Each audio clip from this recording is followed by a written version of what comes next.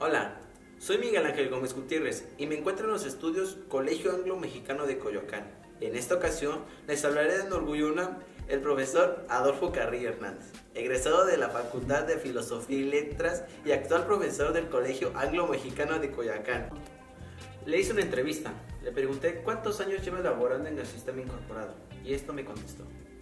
Aproximadamente 15 años, 5 previamente, y después de esos 5 años me dediqué a otras instituciones que no estaban incorporadas a la UNAM, y los últimos 10 años los he dedicado plenamente al Anglo-Mexicano de Coyoacán, con el que está incorporado a la UNAM.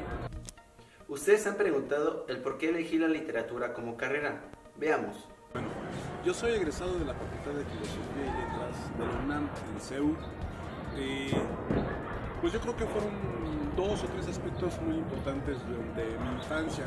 La primera, que en casa había una pequeña biblioteca, ¿sí?, que mi papá había estructurado y que había organizado.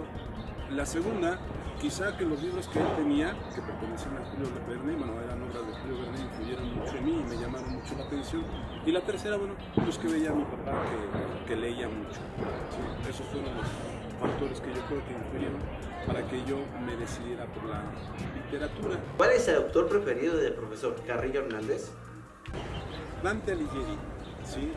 Dante Alighieri, y bueno, fundamentalmente por todo el concepto filosófico, poético que conlleva su obra, porque maneja toda la virtud que conlleva el espíritu en torno al conocimiento o a la sabiduría, ¿sí?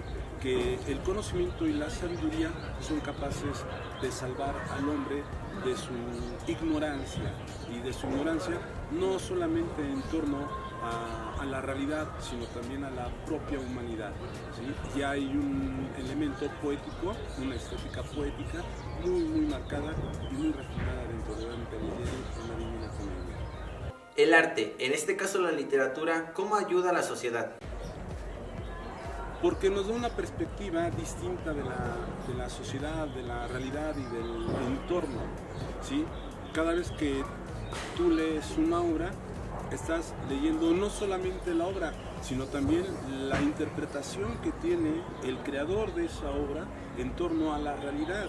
Esa realidad que en apariencia está basada en una serie de personajes ficticios, o dependiendo si es una novela histórica, esos personajes, ¿sí?, se desenvuelven en una realidad y en una sociedad que directa o indirectamente tiene que ver mucho con la realidad inmediata en la que nosotros nos encontramos, y la literatura siempre va a delatar esos elementos que van debilitando lo social, lo político, lo económico e incluso hasta lo humano. ¿Cómo la literatura ayuda a representar el contexto social a través de las corrientes literarias? Veamos.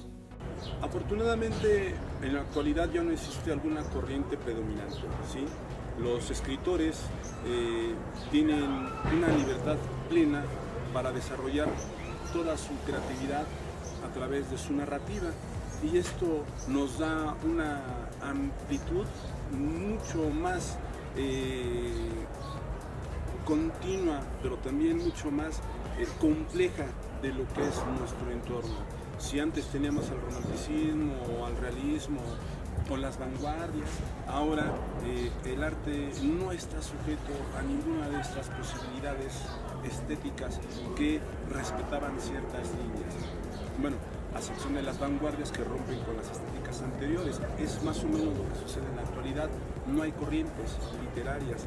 Cada autor, digámoslo desde esta forma, a lo mejor es muy aventurado, pero cada autor está creando su propia corriente literaria. En conclusión, el profesor Carrillo Hernández nos ayuda a ver la literatura como un medio perfecto para la expresión.